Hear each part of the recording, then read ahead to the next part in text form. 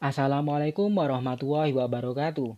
Di beberapa video sebelumnya kita telah mempelajari 4 makromolekul utama penyusun makhluk hidup. Dan salah satu makromolekul utama tersebut adalah karbohidrat. Bila kita mengingat salah satu fungsi dari karbohidrat, karbohidrat berfungsi sebagai penyimpan energi. Dan pada video kali ini, mari kita bahas bagaimana tubuh kita mencerna karbohidrat dari makanan yang kita makan, kemudian mengabsorpsi atau menyerapnya, serta memetabolismenya sehingga kita dapat memperoleh energi yang terkandung di dalam karbohidrat tersebut. Dan bila kita berbicara makanan, kita akan mengenal istilah produsen. Produsen itu disematkan pada tanaman atau tumbuhan hijau atau makhluk hidup lain yang dapat menghasilkan makanannya sendiri. Ya, bagi tumbuhan hijau dia dapat menghasilkan makanannya sendiri karena dia dapat mengubah bahan anorganik menjadi bahan organik. Pengubahan bahan anorganik menjadi bahan organik sendiri itu dibantu oleh sinar matahari melalui proses fotosintesis. Bila kita mengingat, fotosintesis itu reaksinya secara sederhana bisa kita tuliskan membutuhkan CO2 dan H2O sehingga menghasilkan C6H12O6. C6H12O6 sendiri adalah karbohidrat dan dia termasuk molekul organik. Sedangkan CO2 dan H2O adalah anorganik. Nah, dengan bantuan matahari tersebut, bahan anorganik tersebut diubah menjadi bahan organik yaitu karbohidrat itu tadi. Dan karbohidrat itu mengandung energi. Dan sebetulnya kalau kita belajar, sebetulnya seluruh energi yang ada di makhluk hidup di bumi ini semuanya berasal dari sinar matahari. Kenapa? Karena sinar matahari tadi itu membantu proses fotosintesis. Dengan menggunakan sinar, dia memberikan energi kepada makhluk hidup. Dan makhluk hidup pertama yang dapat menangkap energi dari sinar matahari adalah tumbuhan melalui proses fotosintesis tadi. Melalui proses fotosintesis, karbohidrat terbentuk dan kemudian disimpan di dalam tubuh makhluk hidup atau tumbuhan itu tadi. Kemudian, tumbuhan tersebut dimakan oleh hewan, sehingga hewan tersebut juga memperoleh energi. Energi yang sudah disimpan oleh tumbuhan itu tadi, yang tadi seperti yang kita pelajari, energi itu sendiri juga berasal dari matahari. Sehingga secara tidak langsung, hewan itu juga memperoleh energi dari sinar matahari. Namun ingat, secara tidak langsung.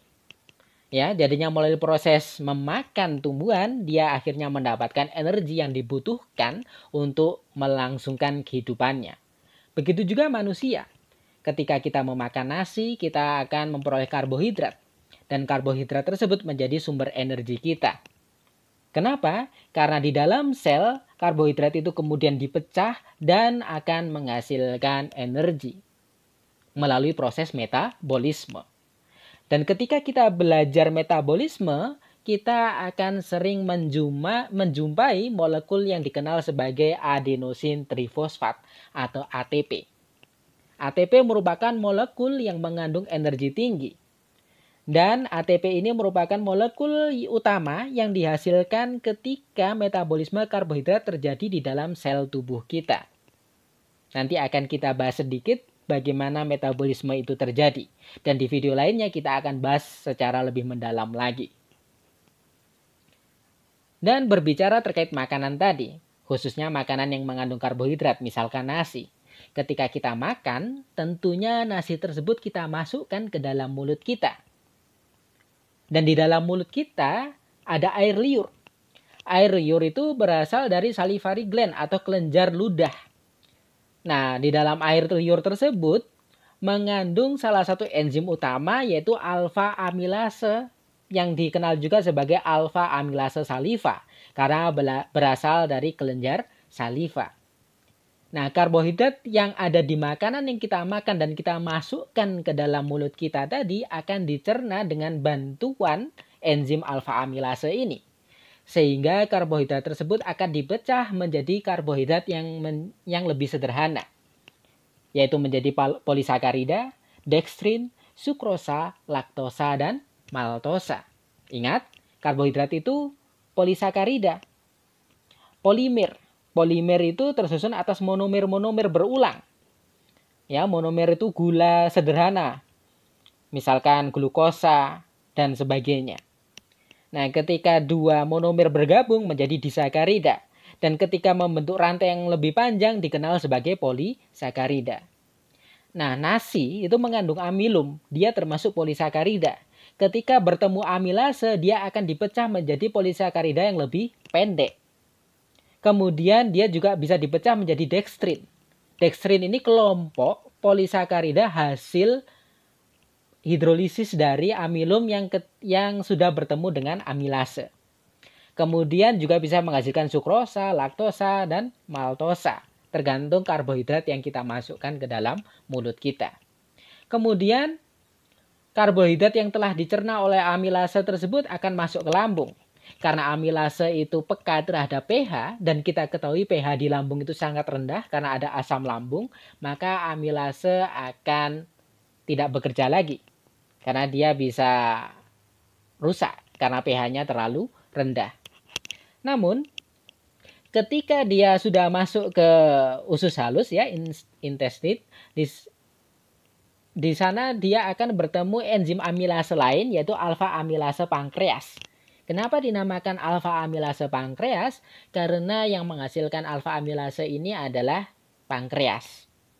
Seperti yang kita ketahui, pankreas itu termasuk kelenjar penghasil enzim pencernaan, di mana enzim-enzim tersebut nanti disalurkan ke intestin atau usus halus. Nah, di usus halus tersebut nantinya karbohidrat tersebut akan dipecah lagi menjadi karbohidrat yang lebih sederhana lagi, yaitu menjadi oligosakarida dan maltosa. Oligosakarida itu karbohidrat yang terdiri dari 2 hingga 10 monomer. Kemudian nanti dia akan dipecah lagi oleh maltase, laktase, dan sukrase. Ini semua enzim ya, sehingga menghasilkan monosakarida. Nah, maltase, laktase, dan sukrase sendiri merupakan enzim-enzim yang dihasilkan oleh sel-sel epitel usus halus kita. Atau kita kenal sebagai enterosit. Nah, sel tersebut bisa menghasilkan enzim-enzim ini, sehingga oligosakarida dan maltosa tadi dipecah lagi menjadi monosakarida. Ya, maltase itu memecah maltosa, laktase itu memecah laktosa, sedangkan sukrase itu memecah sukrosa. Nah, setelah dipecah, maka nanti gula-gula sederhana ini dapat diserap oleh usus halus tersebut. Ketika diserap, akan masuk ke pembuluh darah dan akan disalurkan ke dalam hati.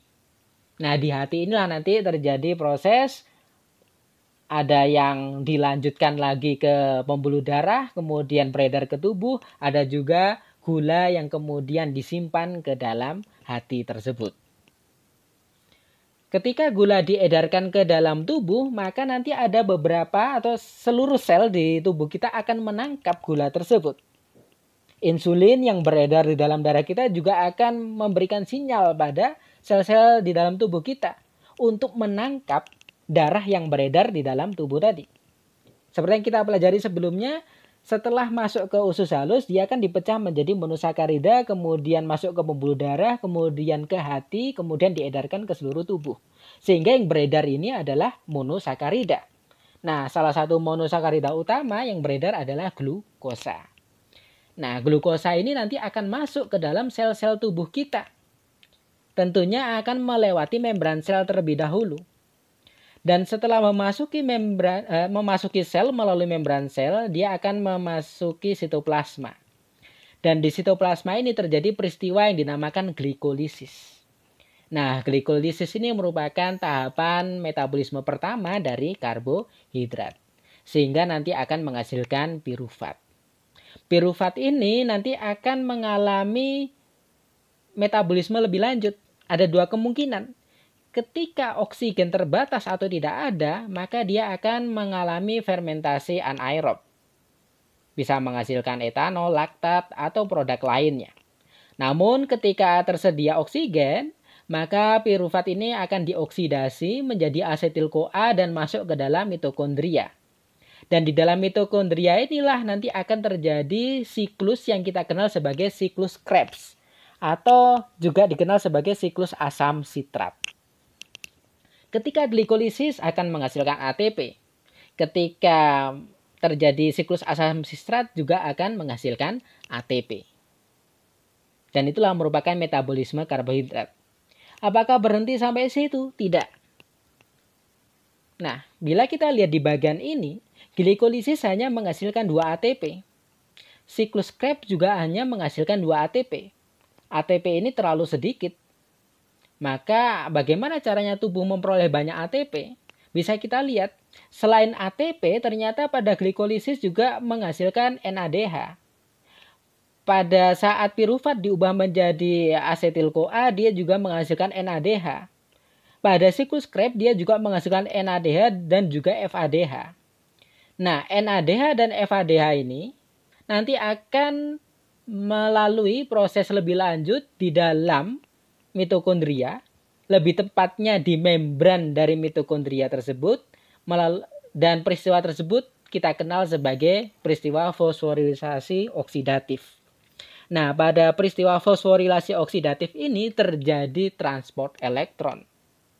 Nah, jumlah NADH dan FADH ini akan menentukan jumlah ATP yang dihasilkan melalui peristiwa fosforilisasi oksidatif tadi. Lalu bagaimana kok bisa NADH dan FADH bisa menghasilkan ATP atau menentukan ATP? Hal tersebut akan kita jelaskan di video selanjutnya. Nah, demikian gambaran umum bagaimana karbohidrat dimetabolisme di dalam sel kita sehingga menghasilkan ATP. Dan ingat, ATP merupakan molekul berenergi tinggi yang kita gunakan untuk menjalankan proses aktivitas seluler dan aktivitas kehidupan tubuh kita. Demikian video saya kali ini. Di video selanjutnya akan kita dalami bagaimana metabolisme karbohidrat terjadi di dalam sel kita. Terima kasih atas perhatiannya. Mohon maaf bila ada kesalahan. Assalamualaikum warahmatullahi wabarakatuh.